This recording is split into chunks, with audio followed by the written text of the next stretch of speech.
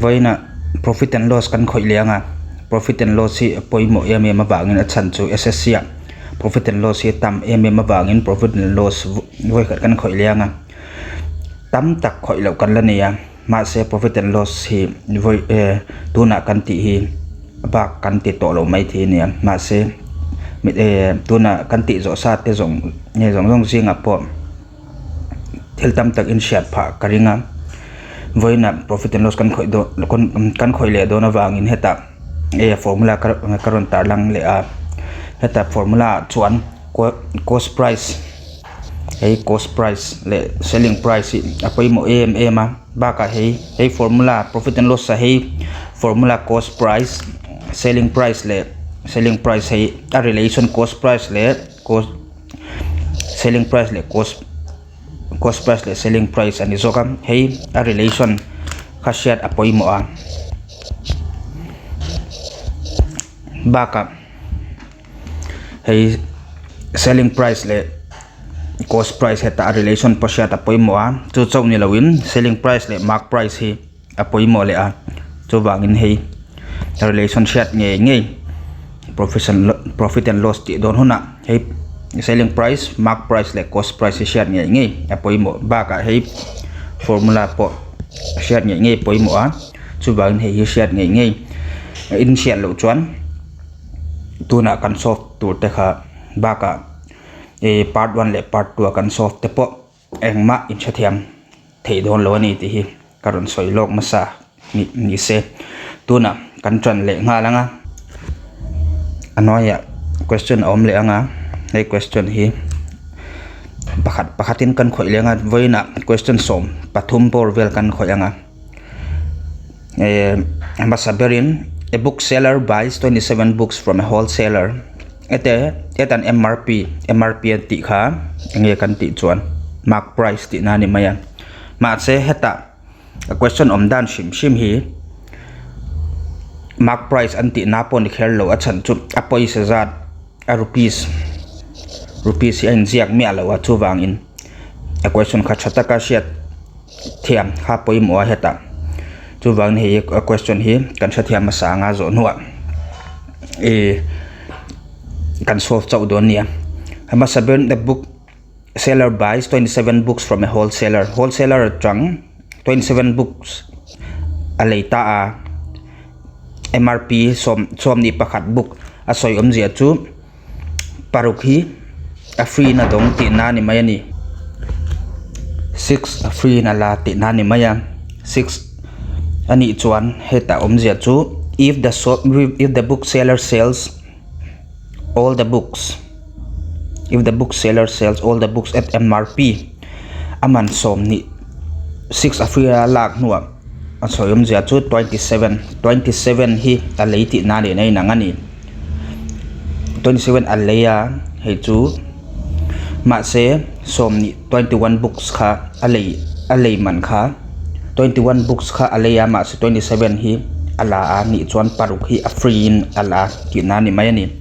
chu wangin a question chu if the bookseller sells all the books at MRP rate alei na zata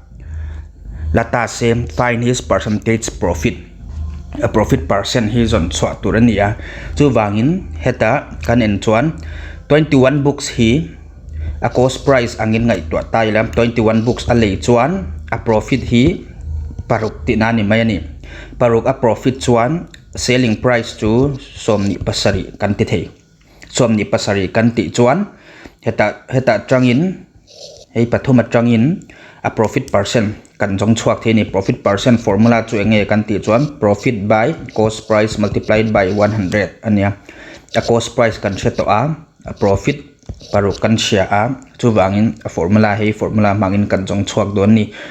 profit percent chu a profit kha 6 ania cost price hi 21 multiplied by 100 ta se 600 by 21 ania nga 600 le 21 it divide chuan 28.57 borvel budon ani hata ain nai puiber chu option number 3 ani mai ni chu van answer ni mai next kan kal le nga langa hi ania question hi Sita bought a certain number of pens at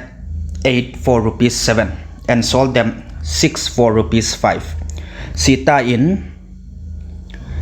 pen chen khat enge mozat alia pariat kha 8 pence cost price of 8 pence kha rupees 7 in alaita ma se sold them 6 for rupees 5 atia selling price of 6 pence to rupees 5 ne mayani chu wangin heta cost price of 1 pen to exam nge ti kan chat 1 pen a kan zon chuan gain or loss profits gain or loss percentage kha zon chwa har to don lo ani chu 1 pen in kan jong chok zo kanga cost price of 8 pen to rupees 7 ani chuan pen pakhat man to 7 by 8 ti na ni mai ani khatiang do in selling price of 1 pen to selling price of 6 pen kha rupees 5 ani chuan selling price of 1 pen to 5 by 6 chu wang selling price cost price le selling price kan shetwa heta chang a profit nge loss nge ti kan shadon ani chu wangin profit angin kan chut phatanga cost price ang loss ang point kan chut thei ma se a profit ang kan chut shimanga nakina in thathiam mai don nia profit kha a formula shim chu selling price minus cost price ania chu wang a selling price chu heta 5 by 6 ania 5 by 6 cost price to 7 by 8 ania chu wang 7 by 8 hei hi LCM in lak chuan LCM lathiam lo tetan 6 8 ania 2 3 are 6 2 4 are 8 ania hei hi prime number ani to wangin divide hi to lo chu wangin 2 multiplied by 3 multiplied by 4 to 3 2 are 6 multiplied by 4 to 24 LCM kha 24 ne mai ni chu wang 6 le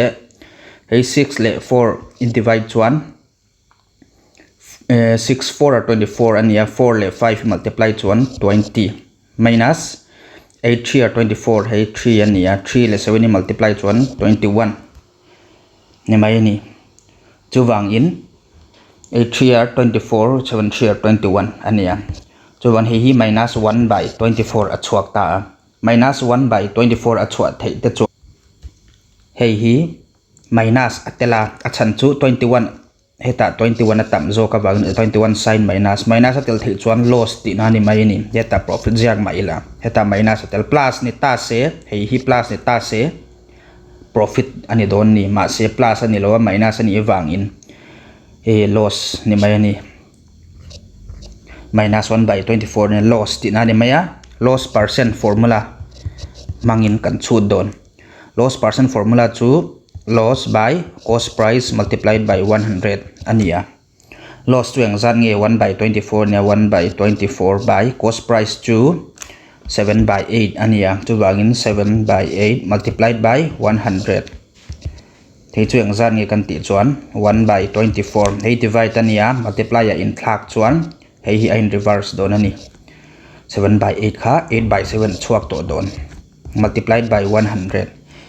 hei hi engzat nge kan ti chuan 4 8 1 is 8 8 3 are 24 ania 100 by 21% loss ti na ni mai ni chu wangin answer achunga option number 1 hei hi answer ni mai ani next ta kan kal le nga langa hei hi mark price le cost price le selling price relation ani maya a question hi kanen nga langa the mark price of an article is 60% more than its cost price ati chuan a cost price to za ni ta se a mark price to za som ruk ti na ni mai ni a chan chu cost price za heta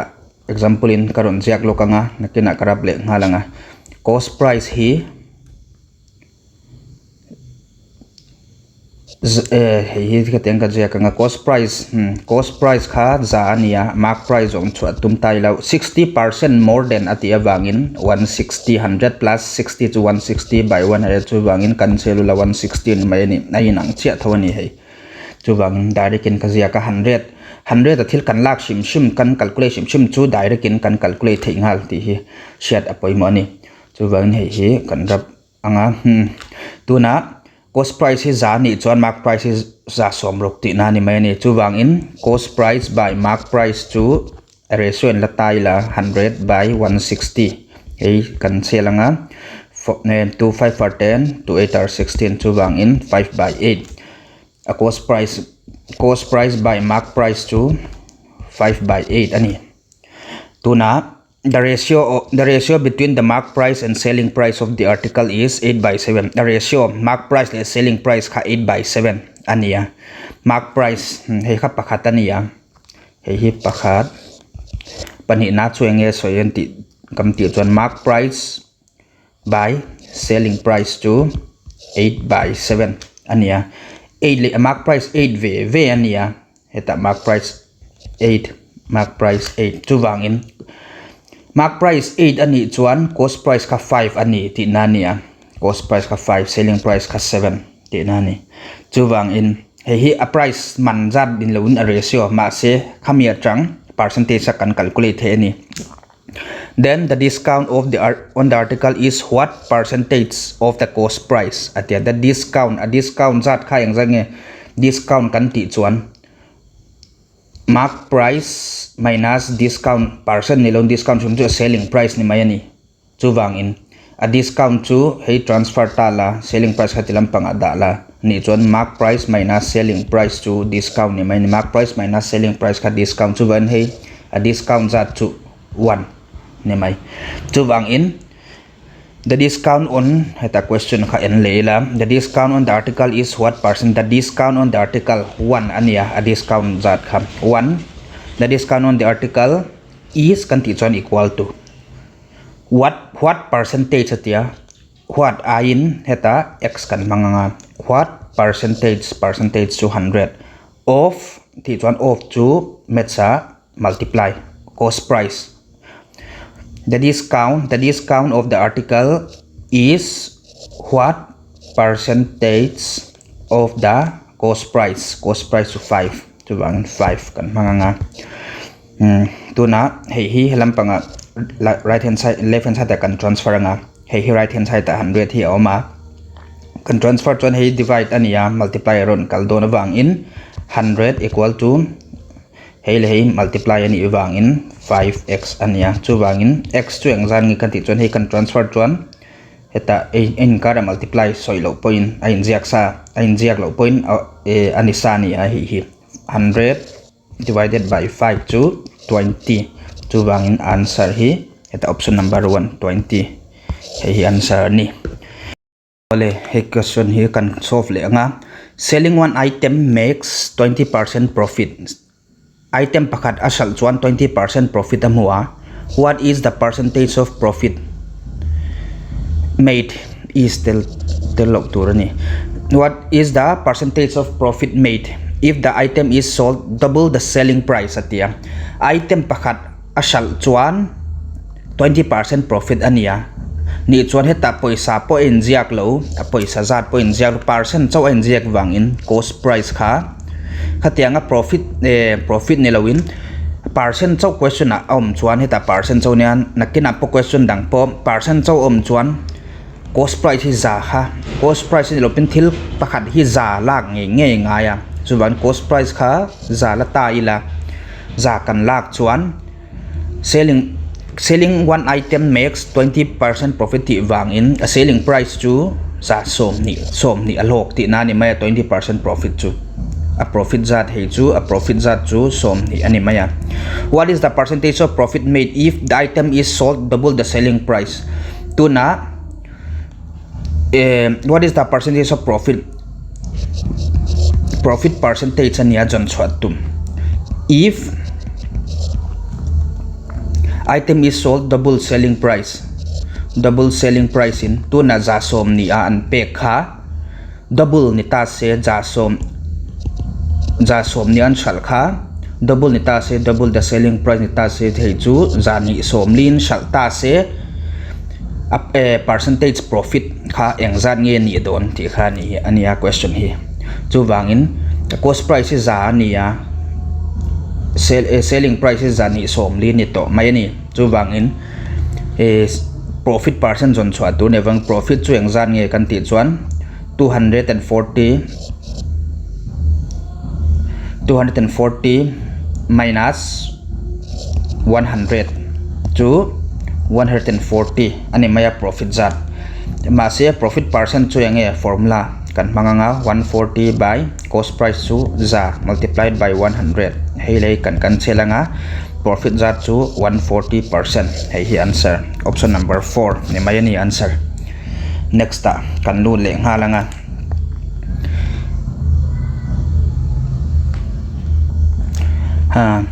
P bought an article for rupees 1,600 tania. P in article pakataleya sangkhat zarukin. Alay nuwa 10% profit in ashala. What would have been the increase in profit percent? Hey ashal nuwa mas 10% profit in ashala. Sangkhat zariat somli in shalta se 10% profit atang engzatin nge ain thau don ti khan ya question hi chu wangin P bought an article for rupees 1,600 ti awangin a cost price chu 1,600 ni mayani heta kan jon chwa tur chu enge what would have been the increase in the profit percent increase in profit percent kha an poimo am increase in profit percent ha he kha jon chwa tur ania if it was sold for 1840 in shalta se profit heta 10% atang engzatin nge a shal thei don engzatin nge a profit apung don 5% nge 10% 12% 15% khoi jok nge answer tur te kha jon chwa tur ania cost price ania heta selling price kha kan jon chwa photanga ya P bought an article for rupees 1,600 and sold it at a profit of 10% ania 10% profit ta ma se 1840 in shalta se engzatin nge profit don atia ai apung zat tur 10% atang engzat nge apung don a difference apung zat a final sangkhat zariat somli a shal a profit percent le 10% a difference kha engzat nge ti kha nia run zo kha chuwangin heta what would have been the increase in profit percent if it was sold for rupees 1840 ti wangin heta cost price or ma selling price kha 1840 ni ta se a profit percent engzat nge ti kan siat chuan entinan profit percent 15% ni ta se amtira 10% ania difference ka 5% chuan answer to 5% don mayani chuan he a profit zat kha kan shape photanga 1840 le 1600 kan minus photanga profit zat chu 40 to 14 nia a profit percent chu engzat nge 240 by cost price so 1600 multiplied by 100 ania hey kan selanga 4 are 16 4 6 are 24 ania 4 2 are 8 4 2 nelun 4 1 is 4 is up to 4 1 is 4 4 5 are 20 so bangin 15% ania 10% amahian 10% of profit ma se tuna 15% 1840 ina shal chuan 15% of profit a difference to amahian 10% all profit percent to 10% ania tuna 15% ni bang a difference to 5% ania chu bang hi answer ni mayani 5% to a ania a hi hetaum hi answer ni mayani tuna next kan lu le ngalanga hi anuam ni china formula direct formula man thei ngala nia hi Hiral made a profit of 35% when selling a sari at 2835 find the cost price a profit percent and pay a profit percent to 35% ania selling price kha 2835 ania question ron zo chu cost price ania direct a hei formula man thingal direct formula chu nge cost price selling price multiplied by 100 plus 35 by 100 hei lo jok hei hi selling price jon chhuana nia 100 by 100 profit and even plus profit percent tur ani zoka selling price kha 2835 multiplied by 100 by 100 plus 35 to 135 ania hei hi kan selang 5 2 are 10 5 7 are 35 5 are 25 5 are 25 26 27 28 33 ni to 5 6 are 30 31 32 33 5 7 are 35 hei hi cancel le thei anga 6 7 11 18 cancel thei a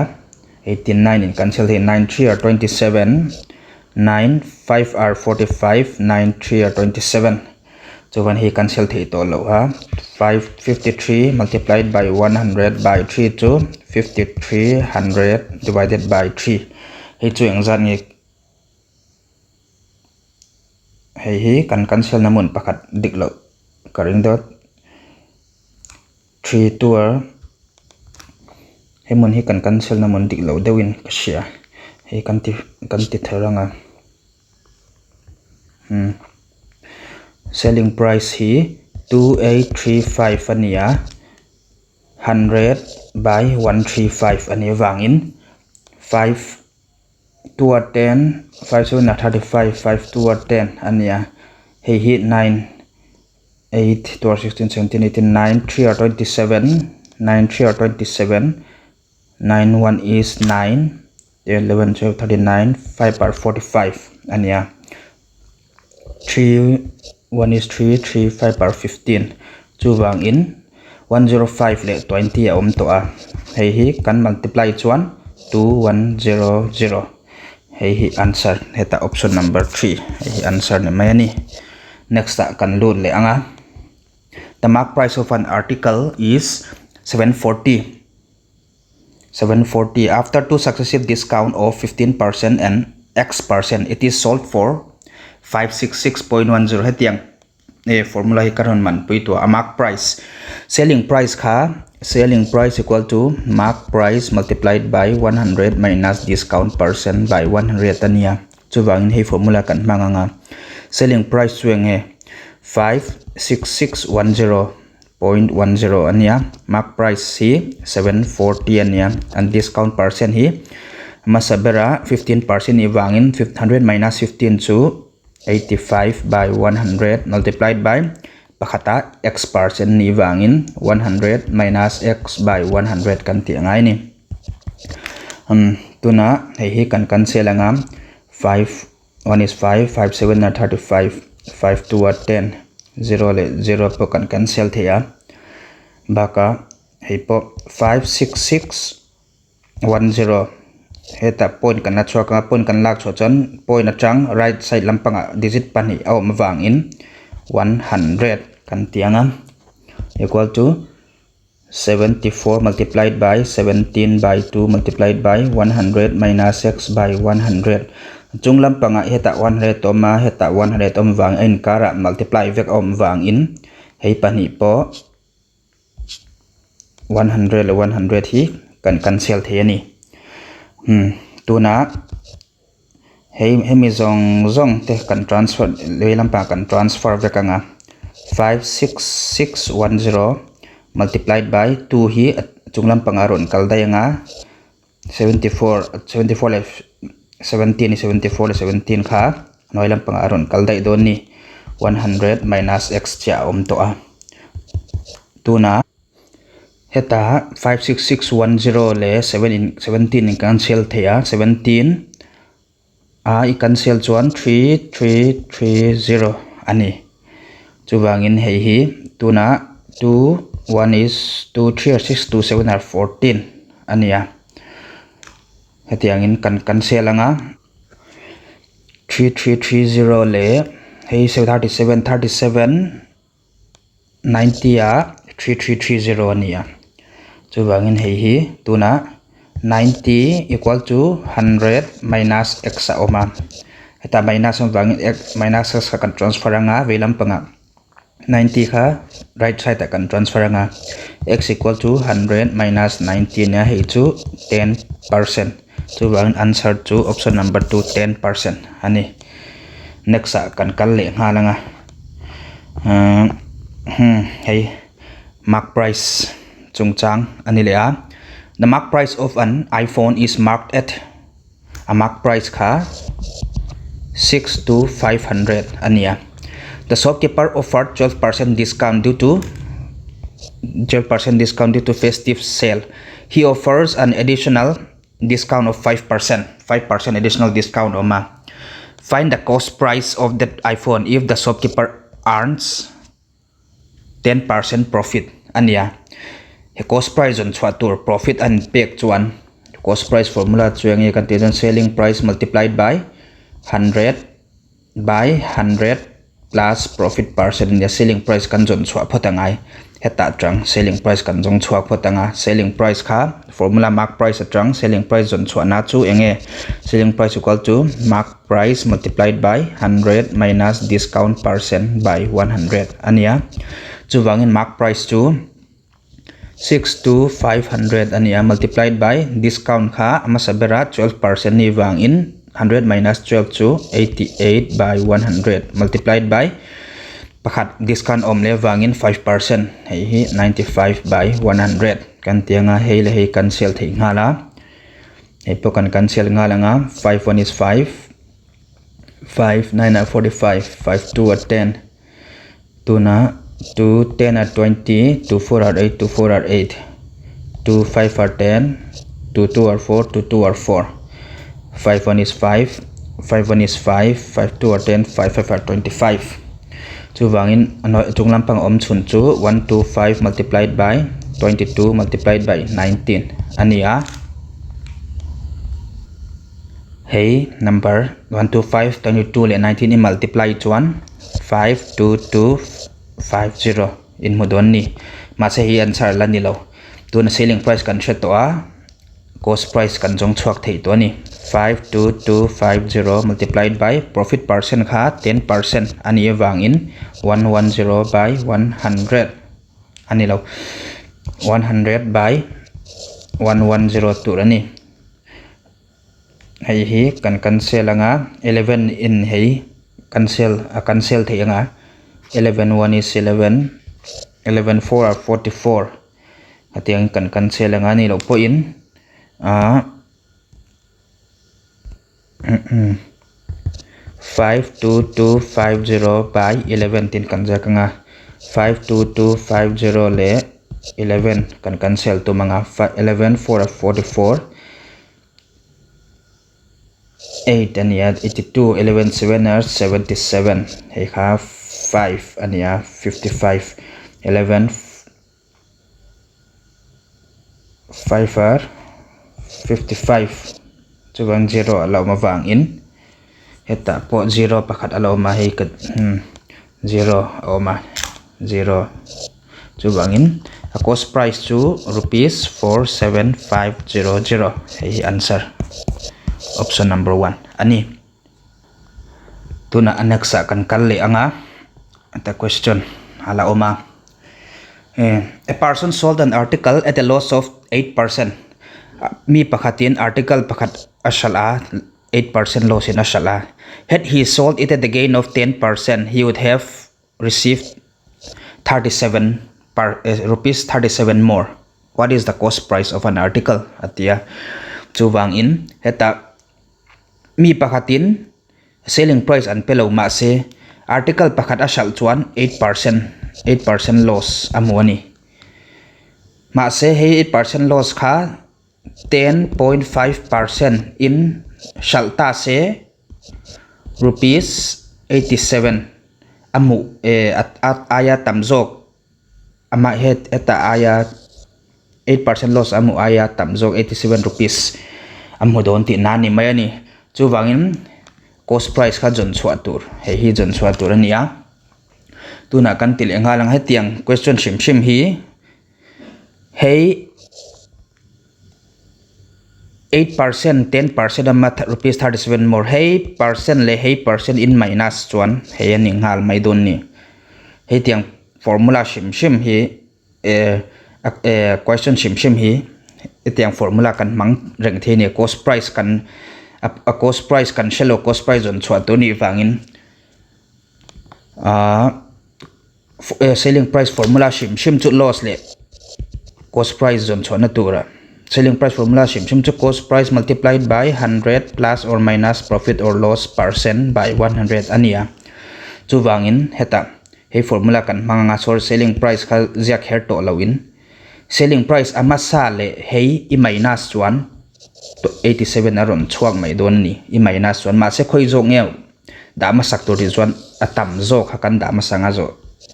Hey 10.5 minus 8% ni chuan 87 ani don ni. Chu wangin hey formula kan manga selling price of the second or selling price of gain hey gain le selling price of loss in minus 1 rupees 87 ani don ni. Chu wangin cost price multiplied by ama sabera 10.5% ni wangin 110.5 by 110 kan jiang halanga minus cost price of 8% loss ani wangin 92 by 100 equal to hey 87 ni don ni achoi omjia chu hey ha selling price of for gain ania hey hi selling price for loss ani hey minus 187 am imudon eng wangin a question en la had he sold it at a gain of 10.5% he would have received rupees 37 more ati wangin a difference kha 37 ti na ni mai ani chuan hey kan solve nga langa cost price multiplied by 110 a point kan la chuak nga point kan lak chhuat chuan 5 by 1000 minus point kan la chuak lo zo kang nuam jok mai the ni 100.5 minus 100 by hey cost price hi 92 he tiang kan jiak nga hei po direct in kan jiak ngal theiang hey le hey cost price le hey multiply chuan 110.5 cost price by 100 minus 92 cost price by 100 equal to 87 ania hey LCM to 100 ani bangin 110.5 cost price minus 92 cost price equal to 87 ania 110.5 le 110.5 le 92 I minus 1 5 8 9 10 18.5 ania 18.5 cost price equal to hey transfer 1 8700 ani chu bangin hey hi cost price chu kan da nga 8700 heta by 18.5 kan tianga hey hi 87000 by 185 a point kala heta point hi kala chuaka heta 0 pakat ka da belani hey in divide hey hi 37 ania 87 kan jiak chara hey hi 37 turania 37 hey kan jiak diklawa 37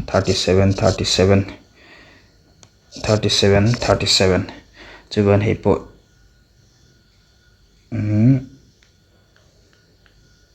3700 turani hey 37000 le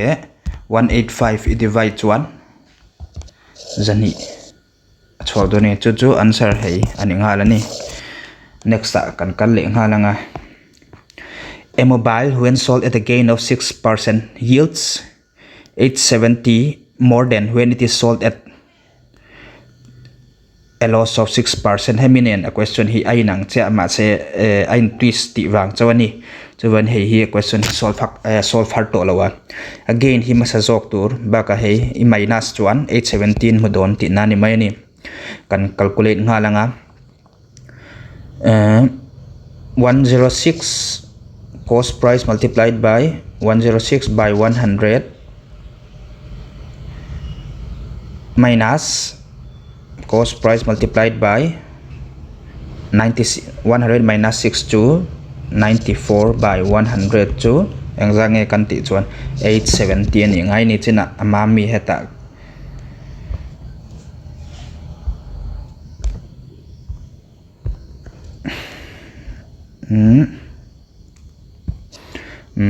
heta kai ma mi kai explain to wangin heta karon explain to kher lowanga 106 cost price by 100 minus 94 cost price by 100 equal to 870 ania hei hi LCM lak chuan 100 106 cost price minus 94 cost price anianga hei hi 870 alanianga 106 le 94 106 le 94 i minus chuan 2 1 12 cost price equal to hei transfer anga 870 hei hi a cost price 870 le 12 hei in divide chuan 870 87,000 le 12 i divide chuan 7250 hei imudon ani hei answer heta option number 1 answer ani tuna next kan lu leanga question hi tam to lawa hei kan zawanga Anita sells a cooler to her friend at a profit of 25% atia Anita sells a cooler to her friend at a profit of 25% to her friend at a profit of 25% and her friend achianu in Anita in achianu nena 25% in cooler ashala achianu hei achianu ania asalna achianu in 20% in 20% profit in ram nena asal le a ni chuan ram in kha sang ni zanga hei rupees 2500 ape ka wangin heta Anita in asal na zat khan alei na zat khan zota alei na zat an zot thei don chuan Anita in Anita cost price kha kan jun chuangai chuan cost price kha enge kan ti chuan for 25% profit in achian no bula ashala chuwangin 125 by 100 anianga multiplied by achian no in 20% ram nen ashala wangin 120 by 100 ani leanga equal to rupees 2500 ni ngai don ni achan chu ram in alei na zat kha ram in alei na zat hi a friend Anita friend tan a selling price ania Anita friend Anita chian nu in alei na zat kha Anita tan asal na zat ani le a Anita in alei na zat kha Anita in alei na zat ni lawin a cost price kha heta chang kan jong chok he don ni achan chu cost price hi adik dikin hei cost price hei kha Anita selling price ania ma se hei a friend hei Anita friend in kha alei heta selling price kha Anita tan a cost price ania 120 a in bel le chuan hei kha Anita chian nu tan a selling price ania ma se ram tan a cost price ani chuwangin hei hetiang na formula siam the ni hei hi tian kan delete le anga tu na hei kan solve lenga cost price multiplied by 0 kan cancel thia 25 4 are 125 5 are 1 2 5 5 2 are 10 2 6 are 12 2 2 are 4 2 3 are 6 chuwangin 3 by 2 oma 2500 hei kan transfer chuan hei thil pakhat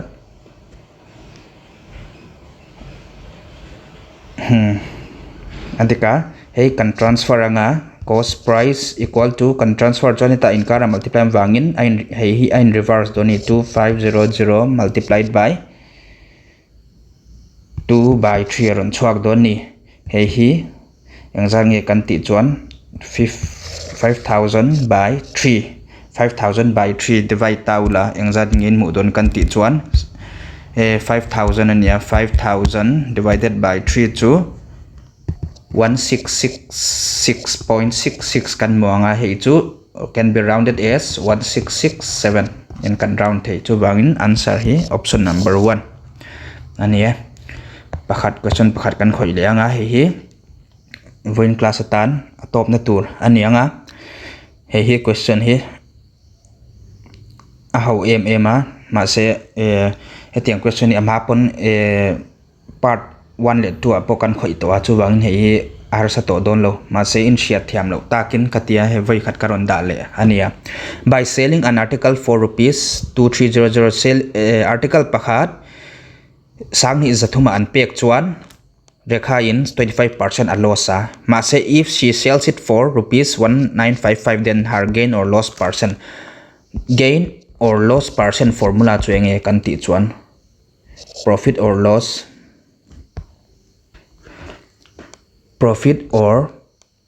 loss by cost price multiplied by 100 ania chu wangin cost price kan share tangai a profit percent te po kan share tangai hatiang deuin heta po by selling an article for rupees 2300 rakha gain 25% ania heta chang a cost price kan jong chuak thei dona ma se a cost price kan jon chwa thei chuan if she sells it for 150 a cost price kan jon chwa thei chuan heta ko selling price thar a oma selling price haram wang loss or gain percent hi kan shenghal don ani cost price 1955 aya claim jok chuan a cost price kha 1955 aya claim jok chuan gain ania tam jok chuan loss ti na ni mai ani chu wangin heta a cost price all selling price to 2300 asal chuan 25% gain ania chu heta chang cost price formula mangin kan jong chhuakanga 2300 multiplied by 100 by gain ani wangin 100 plus 25 to 125 he kan solve ngalanga 5 2 are 10 5 2 are 10 5 4 are 25 5 4 are 20 5 5 are 25 ania 5 4 are 20 5 6 are 30 chu wangin he multiply chuan 14460 le 4 multiply chuan 4 6 are 24 2 in hand 4 4 are 16 17 18 hei kha cost price ania a cost price 18400 ania new selling price kha engzange kan ti chuan heta 1955 selling price atam jok awangin profit ti na ni mai ani chu wangin a profit zat kha engzange kan shia anga profit zat chu 1955 le 1840 kan maina sanga 511 115 kha profit ti na ni maya profit percent chu engzat nge kan ti chuan 115 by cost price chu 1840 multiplied by 100 chu engzat nge kan ti chuan he cancel theya 2 5 are 10 to 9 are 18 to 2 are 4 he 115 multiplied by 5 by 92 ania 115 le 5 multiply chuan 575 imuanga by 92 anianga 575 divided by 92 chu in divide chuan 6.25% hei kha gain ani chu wangin answer a 6.25 from na hi hei ania ma se nakin in solve na 6.25 heta po malom kan ti chuan hi loss ania heta chuan gain ania hi film khur angaya question siam tu ten kha thataka anen nuwa confusion kan confuse na turin question hi ele answer option te an siam thina wangin he kha film khur apoi moma ma chu wan he answer kha gain ani wangin 6.25 gen he answer in di hi shat vector ani voina class kan lak thei chu hetiang pak nak tu ka ani lo point next a class dang he aya share poi mo jok le shortcut thei thil jong jong te hi nakina karon solve poi le don ani tuna kan ti thei chun chu he ani kalome